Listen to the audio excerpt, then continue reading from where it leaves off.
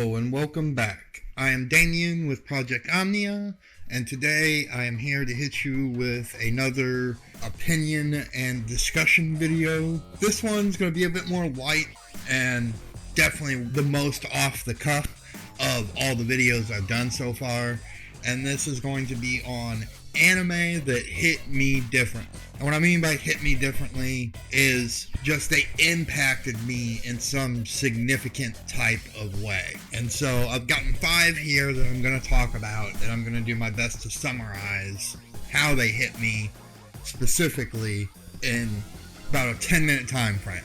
So first is Cowboy Bebop. Now Cowboy Bebop, at the time I didn't really understand how or why it was hitting me, because when I first saw it I was rather young, and when I was young, my awareness level was way low. I did not have any awareness of myself or the world around me, really. But the reason now that I feel it really hit me differently is it steadily shows that kind of progression, like how you meet people, how you connect with them, you grow bonds, you have, major life experiences with them, and then other things come into play, and then you guys go your separate ways, right? And so it's sort of about like the passage of time and life and your experiences and how those are going to influence you and how those things can really impact you and play a major role in who you ultimately end up being and where you ultimately end up going. So that's my first one. Number 2, Rurouni Kenshin. And for this one, it's a mental thing for me on this one. So I often will say that Rurouni Kenshin to me is the best redemption story arc in fiction. Now, I'm sure plenty of people could name plenty of other stories that are based on the redemption of the main character or a specific character within the series, and you might argue that redemption arc is better than that of Kenshin Himura from Rurouni Kenshin. But for me, this was my first experience ingesting a story where I kind of understood that that's what was going on, that was the crux of what we were being told. And so I took that in, and the thing with it is I can superimpose that lesson onto myself about, you're not irredeemable unless you believe you are and you just stop pursuing that. But your redemption can't come from outside sources. It doesn't come from others accepting that you are redeemed. It comes simply from you wanting to redeem yourself and taking actions to do so, and to just keep moving in that capacity. And so, like, for me, my big thing is I really wish to redeem all the time I've kind of spent where I've just wasted it away in my life. And so that's a big thing for me. You might say it's a little stretchy on where I'm taking that, but it is what it is. And then number 3, we have Attack on Titan. Now, Attack on Titan for me came at a really interesting time in my life. Like I said in another video, I was just getting back into anime at the time, and I had also, in my time away, I had become really focused on politics, philosophy, and a lot of things within those spheres of thought. And so, like, my worldview and stuff had really changed. And of course, Attack on Titan, it has plenty of political themes and philosophical themes and just a lot of that type of stuff in the story. And so it's very rich in that regard. And this is probably why I resonated so much with Eren, even though he is not a perfect representation of freedom and, what would that look like embodied in a person. He is fairly accurate to it.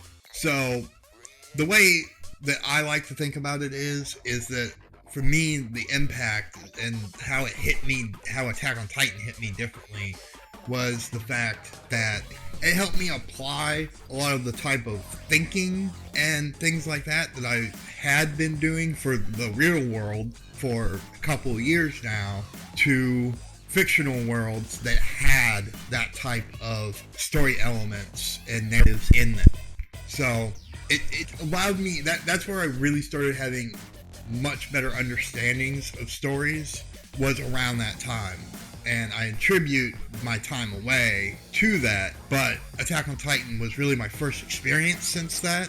And for me, I mean, it just resonated so well. I mean, I was addicted to Attack on Titan after one day watching the entire first season. Alright, but number 4. Number 4 is another newer one. Well, I say newer, but it's been on since, let's say, 2013-ish area. I'd have to look it up. But Haikyuu. I'm not in high school anymore. I'm pretty far removed from high school, in fact.